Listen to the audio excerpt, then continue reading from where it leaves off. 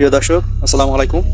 আপনাকে স্বাগতম BD news Benapole এর পক্ষ থেকে। আজকে দেখাবো আপনাদের বেনাপোলের বিভিন্ন খবর। দেখবেন বর্ডারে মানুষ আজকে যাতায়াত করছে খুব পরিমাণ কম, কারণ দেশের অরাজকের পরিস্থিতির কারণে বর্ডার কিছুদিন ধরে বন্ধ ছিল। ইতিমধ্যে 2-3 দিন ধরে বর্ডার খুলছে। ইমিগ্রেশনে মানুষ ইন্ডিয়া ভারত যাতায়াত করছে। আপনারা এইমাত্র সরাসরি দেখবেন।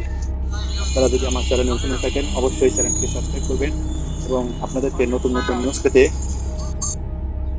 জানতে চ্যানেলের সাথে থাকুন এবং বিস্তারিত শুনুন। আজকের বর্ডারে ঢোকার খুব কম জনমানুষের দেখা, আমি সেটা আপনাদেরকে চ্যানেলের মাধ্যমেই সরাসরি দেখানোর জন্য চেষ্টা চালাচ্ছি। আপনারা আমার সাথে থাকুন।